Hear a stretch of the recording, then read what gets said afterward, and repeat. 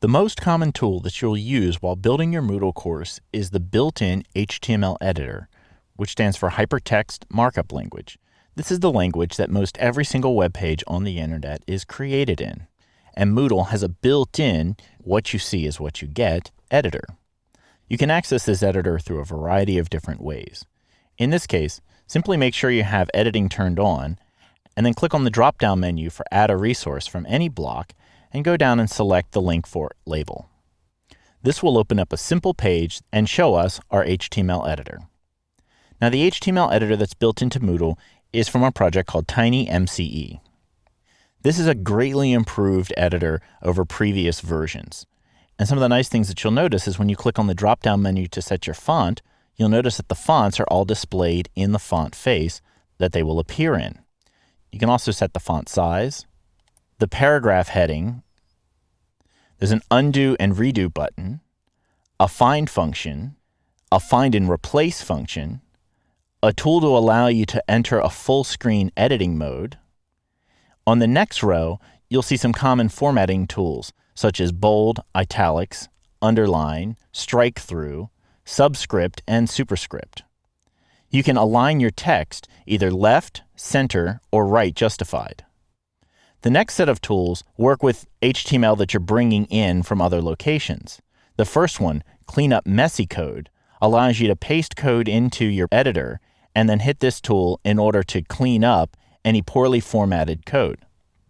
Now, I will note that not all browsers work with this tool the same way, and so you may want to use the Edit HTML Source button, paste your code in there, and then when you return back into the WYSIWYG view, or what you see is what you get, your code will be automatically cleaned up for you. The next button here is also very helpful, Remove Formatting. Many times when you're trying to format some text inside of the HTML editor, and you've added a couple of different layers of formatting, you've maybe bolded, italicized, changed the font color, and changed the background color, and you're trying to select a particular parameter to get rid of it, oftentimes it can be difficult. Simply selecting that text and hitting the Remove Formatting button and starting over will allow you to move forward with your project much quicker. The next two tools allow you to paste in code from other applications. The first one allows you to take formatted text, select it, and paste it in as plain text, allowing you to control the formatting strictly inside of this HTML editor. The other one allows you to paste in text from Microsoft Word, and it will clean up some of the additional formatting that Word applies. The next tools allow you to control color. The first one allows you to control the color of text, and the second one allows you to control the background color of text or objects. The next set of tools allow you to control the direction of flow of your text. So for many languages, text is read from left to right, but other languages, text is read from right to left. And these two buttons will allow you to select the default direction that your text will flow. On the third row, you have the ability to create lists, both unordered and ordered lists. You can then also use the outdent and indent tools to create an outlined effect inside of your documents. The next box allows you to control links, both internal and external links by inserting and editing them, breaking links that you've already created, or using this third tool, which is a link with a red X through it, that allows you to prevent auto-linking. In a later movie, we'll explore auto-linking to a great extent.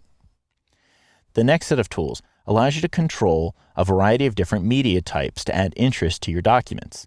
The first one allows you to insert and edit images.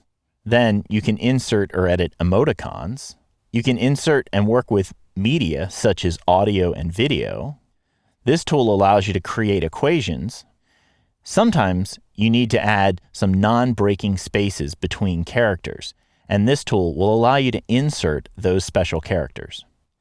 Other times you may need to add special characters, such as a degree sign, plus or minus, or a per meal sign, and select special characters allows you to do that. Next, you have the Insert a Table tool. If you need to insert a table of numbers or data, you can use this tool to create your table. Finally, you have the Edit HTML Source tool and a spell checker. And if you notice on the spell checker, there's a small drop-down menu to the right-hand side, and Moodle now allows you to spell check in multiple different languages. Now that's a quick overview of the various tools that are included in the HTML editor.